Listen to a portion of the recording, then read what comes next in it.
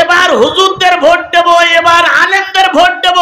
ভোটের রাত্রিতে আপনি পরিবর্তন হয়ে কি করিয়ে রামপন্থী বামপন্থী ভোট দেন? ওই ভোট কেন্দ্রে কি আল্লাহ দেখে না? লানত। 7 শ্রেণীর মানুষের পরে আল্লাহর গজব, 7 শ্রেণীর মানুষের পরে আল্লাহর অভিশাপ। 7 শ্রেণীর মানুষ যেখানে থাকবে সেখানে যদি আমরা তাদের সঙ্গে মিশি, আল্লাহ আমাদের পরেও গজব দেবেন। এই 7 শ্রেণীর মানুষ যদি আওয়ামী লীগের ভিতরে থাকে, আওয়ামী লীগের পরে আল্লাহর গজব।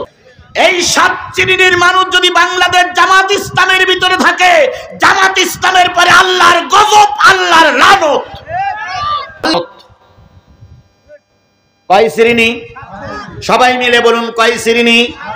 7 শ্রেণীর মানুষের পরে আল্লাহর লানত, 7 শ্রেণীর মানুষের পরে আল্লাহর গজব, 7 শ্রেণীর মানুষের পরে আল্লাহর অভিশাপ।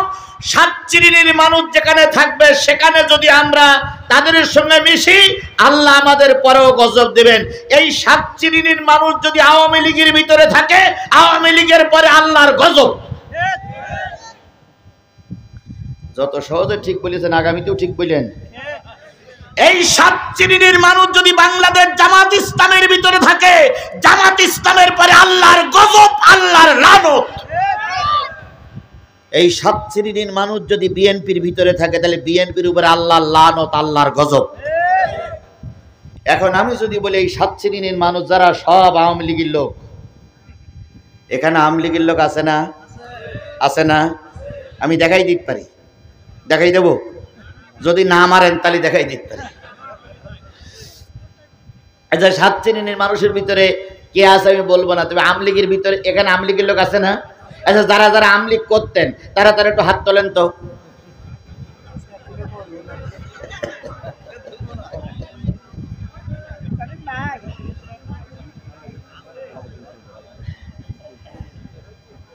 আচ্ছা, বিএনপির ভাইদের পরে যদি বলি আল্লাহ লানত, ওনারা তো ক্ষমতায় যাওয়ার আগেই ক্ষমতা গ্রহণ করার জন্য চেষ্টা করতেছে। এখন শুধু বলতেছে ভোট দাও যাবো, ভোট দাও যাবো। যান আপনারা, আমরা বাধা দিচ্ছি না। এখন যদি বলি বিএনপির ভাইদের পরে আল্লাহ লানত, তাহলে আমি কি এই বেলকুচির এরিয়া পার হতে পারবো বলে মনে হয়? তার আগে ওরা আমার ধরে ফেলবে না? ধরে ফেলবে। যদি সত্যিকার বলি জামাত ইসলামের পরে আল্লাহর লানত, জামাত ইসলামের নেতা কর্মী মঞ্চে ভরা, আমার গাড়ির স্টার্ট হবে বলে মনে হয় না।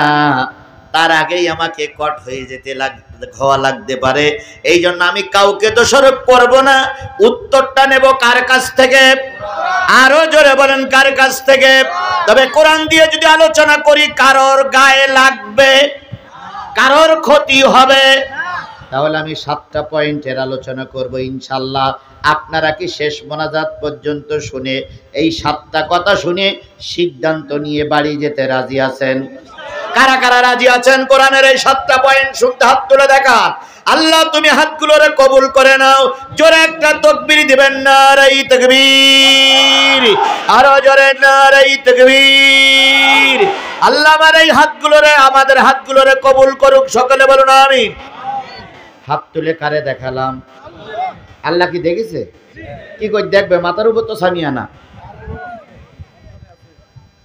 এর বড় আল্লাহ দেখতে পায়, এর বড় আল্লাহ দেখতে পায়। যদি সত্যি আপনার এই বিশ্বাস থাকে, তাহলে মসজিদে বসে সারা জীবন হুজুরের কাছে আওতা করলেন, এবার হুজুরদের ভোট দেব, এবার আলেমদের ভোট দেব। ভোটের রাত্রিতে আপনি পরিবর্তন হয়ে কি করিয়ে রামপন্থী বামপন্থী ভোট দেন? ওই ভোট কেন্দ্রে কি আল্লাহ দেখে না?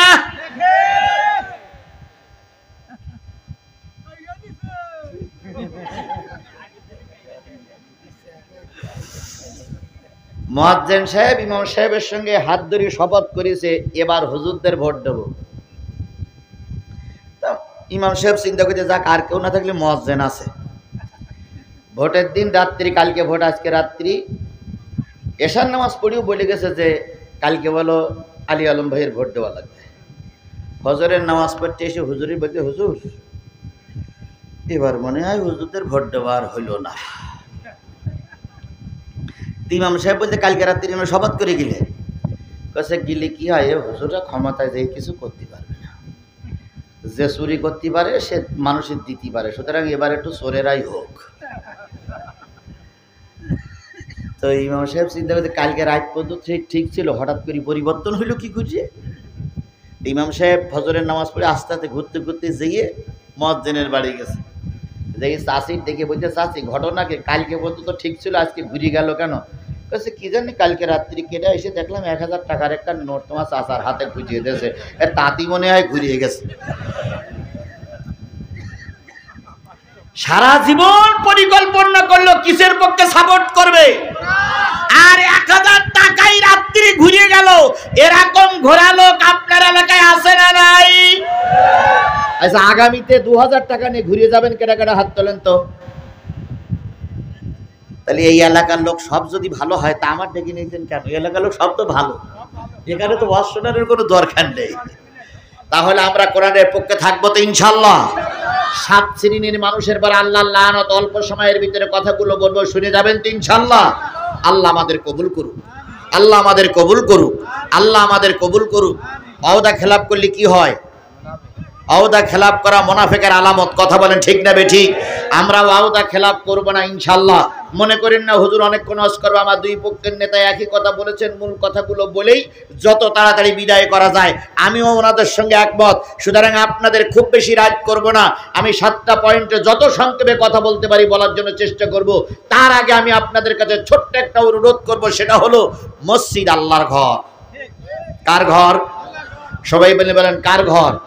আল্লাহর ঘরের জন্য লুৎফর ভাই দীর্ঘ 7টা বছর এখানে চেষ্টা করছে এই ঘরটা কাঙ্ক্ষিত জায়গায় পৌঁছানোর জন্য।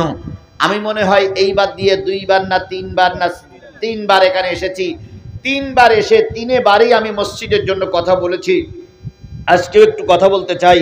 বেলকুচির মানুষেরা একেবারে গরিব মানুষ নয়, আল্লাহ অনেক সম্পদ দিয়েছে। আমি আপনার টাকার থেকে, লুৎফর ভাই যে দান চেয়েছেন, আমি মুসাফির হিসেবে আপনার টাকার থেকে মাত্র 20টা টাকা, মাত্র 30টা টাকা, মাত্র 50টা টাকা একটু দাবি করব। আপনি কি আমার দাবিটা রাখবেন? ভাই আপনারা যে 3জন উঠলেন,